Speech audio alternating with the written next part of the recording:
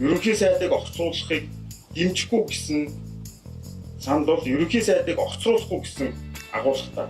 Энэ сандыг дэмжинэ гэдэг нь огцруулахгүй гэсэн харин дэмжихгүй гэсэн огцруулна гэсэн агуулгатай болж байна. Өөрөөр хэлбэл гурван логикоор санал хураах нь ойлгоход хялбар байх шаардлагыг хангахгүй байна гэж тайлбарлажээ. За сайн байцгаана үзэгчдээ, энэ удаагийн дугаараараа үндсэн хуулийн цэцгийн дүгнэлтийн талаар ярилцах гэж байна. За тэгэхээр өнгөрсөн өдрүүдэд үндсэн хуулийн цэц гэж ямар байгууллага байдаг, ямар зорилготой, мөн ямар маргааныг хариалан авч шийдвэрлэдэг талаар мэдээлэлтэй болсон өдөр хоногуд өнгөрлөө.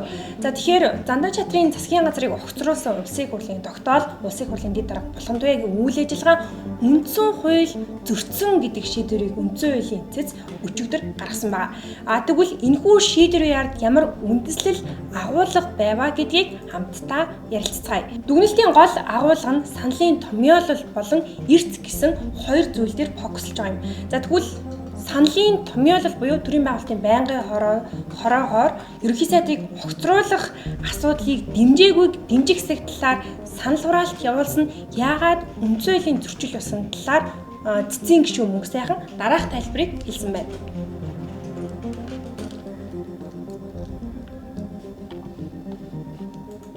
Ерөнхий сайдыг огцруулах явц дэх талуудын оролцоо дараалал хугацаа үр дагаврыг журамлах болсон юм аа. Энэ 2019 оны үндсэлийн нэмэлт өөрчлөлт гэсэн санд бол ерөнхий сайдыг огцруулахгүй гэсэн агуулгатай. Энэ сандыг дэмжинэ гэдэг нь огцруулахгүй гэсэн харин дэмжихгүй гэсэн огцруулна гэсэн агуулгатай болж байна. Өөрөөр хэлбэл гурван логикоор санал хураах нь хялбар байх шаардлагыг хангахгүй байна гэж тайлбарлажээ. За тэгэхээр энэ уруулог гэж юуг яриад байгаа гэхээр үндсэн хуулийн 43-ийн 1 дэх хэсэгт уг саналыг гэж томьёолсон гинэ. Энэ нь болохоор байнгын хорооны саналыг нийт гишүүдийн олонхоор шийдвэрлэнэ гэсэн утга илэрхийлэхгүй. Улсын хурлын гишүүд тодорхойгүй эргэлзээтэй саналын томьёололоор санал хураавал өөрийнхөө хүсэл зоригийн эсрэг санал өгөх эрсдэлтэй байна. За зүйн нь бол ерөнхий сайдыг огцруулах хэсгийг дэмжих хэсэг гэсэн саналын томьёололоор санал хурааж нийт гишүүдийн олонхын саналаар ерөнхий сайдыг огцруулах ёстой байжээ. За хоёрт тэгвэл саналын томьёолол бол ингээд үндсэн хууль зөрчсөн юм байна. Тэгвэл эрцийг юу гэж тайлбарласан бэ гэвэл үндсэн хуулийн 25 дугаар зүйлийн 4 дэх хэсэгт улсын хурлын бусад бүрийн зохион байгуулалт үйл ажиллагааны журмыг хуулиар тогтооно гэж заасны дагуу улсын хурлаас 2024 оны 5 дугаар сарын 16-ны өдөр Монгол Улсын хурлын чуулганы хуралдааны дэгийн тухай хуулийг баталсан байна.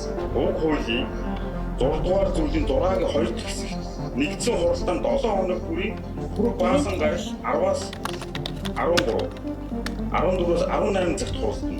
Гишүүд өглөө 9 цагаас эхлэн эрцэд бүртгүүлж хуралдаанаар асуудал хилцэх бэлтгэв. Хуралсан асуудлыг ажлын цагт багтаан хилцэж дуусаагүй бол хуралдаанд оролцсон гишүүдийн олонхын саналаар хуралдааны цагийг сунгаж болно. 7 дугаар зүйлийн 7-гийн 1 хэсэгт хуралдааныг гишүүдийн олон хүрэлцэн ирснээр хүчтэй тооцсон гэж үндсэн хуулийн 27 дугаар зүйлийн 6 дахь хэсгийг наривчлан зохицуулжээ.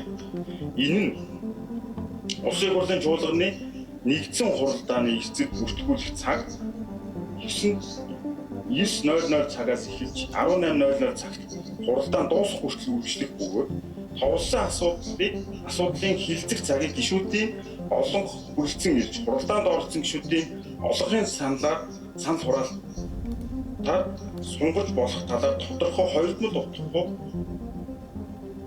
тусгасан зохицуулт бол өөрөөр хэлэх юм бол юу гэж тайлбарлаад байна вэ гэвэл үндсэн хуулийн 27-гийн 6 дахь хэсэгт улсын хурлын чуулганы нэгдсэн хуралдаан болон байнгын хорооны хуралдааны гишүүдийн олонх нь хүрэлцэн ирсээр хүчинтэй тооцно гэсэн байна. Олонх гэдэг нь 126 гишүүнийг бодож үзвэл 64 гишүүн. За тэгээд дэгийн тухай хуулийн 6-гийн 10 дахь хэсэгт хуралдаан даргалагч тухайн өдрийн хуралдааныг нээж гэж бичсэн байна. Тухайн өдрийн хуралдааныг нээж мөн дээрээс нь товлсон асуудлыг ажлын цагт багтаан хилцэж дуусаагүй болвол хуралдаанд оролцсон гишүүдийн олонхын саналаар хуралдааны цагийг сунгаж болдог гэж байгаа юм. Тэгэхээр үүнийг юу гэж тайлбарлаж болох вэ гэхээр 2025 оны 10 дугаар сарын 16 болон 17-ны өдрийн эртийг тусдан авч үзэх шаардлагатай байсан буюу 64 гишүүн ирснээр буюу нийт гишүүдийн олонх нь ирснээр тухайн өдрийн хуралдаа хүчинтэй тооцно. Гэвч бидэнд илүүлсэн үйл баримтаар 16-ны эртийг 17-ны өдөр үргэлжлүүлэн тооцно үндсэн хууль болон чуулганы дэгийн тухай хуулийн холбогдох залтуудыг зөрчсөн байна гэж байгаа. Тэгэхээр 2025 оны 10 дугаар сарын 17-ны өдөр хуралдааны эрт дангаараа бүтсэн тохиолдолд тухайн хуралдааныг хүчинтэй тооцноо. Ийм учраас үндсэн хуулийг баттай зөрчсөн байна гэж тайлбарласан байна. За харин үүнээс цааш бас нэг асуудал гарч ирсэн. Үндсэн хуулийн цэцгийн дүгнэлтийг улсын хурал хэлэлцэх үү гэдэг асуудал байгаа юм. За үндсэн хуулийн цэц бол дүгнэлт гаргачихсан. Үндсэн хуулийн цэц бүх асуудлаар эцсийн шийдвэр буюу тогтоол гаргадаггүй. Албан тушаалтан үндсэн хууль зөрчсөн хэсэг асуудлаар үндсэн хуулийн цэц зөвхөн дүгнэлт гаргадаг. Тухайн дүгнэлтийг нь улсын хурал хүлээн авах хэсгээс хамаарат хэрвээ хүлээн аваагүй тохиолдолд шийдвэр гаргадаг. Харин хүлээн авсан тохиолдолд тухайн дүгнэлт хүчиндээ тооцогдгоо.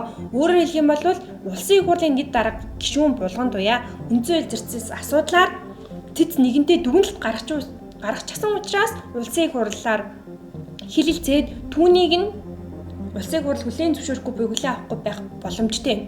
Харин улсын хурлын тогтоолыг хэлэлцсэн байгаа. Тухайн тогтоолын үндсэн хууль зөрчсөн гээд үндсэн хуулийн цэц дүгнэлт гаргачихсан. Энийг нь одоо мөрдөгдөж байгаа үндсэн хуулийн цэцэд маргааны нэвтрүүлэх тухай хуулиар болбол дүгнэлтийг нь улсын хурал хэлэлцээд хүлээн зөвшөөрөхгүй тохиолдолд дахиад үндсэн хуулийн цэц их судлалын хуралдаанаараа хэлэлцээд эцсийн шийдвэр буюу тогтоол гаргах боломжтой байсан. Гэвч энэ хоёр маргааныг нэгтгээд шалгачихсан учраас үндсэн хуулийн цэц их судлалын хуралдаанаараа дүгнэлт гаргачихсан. Энэ нь өөрөө бас хуулийн тодорхойгүй байдлыг үүсгэж байгаа буюу одоо энэ үндсэн хуулийн цэцийн дүгнэлтийг улсын хурал хэлэлцэн хэлэлцэхгүй хэсгээр дахиад л маргаантай асуудлыг дагуулж байгаа юм.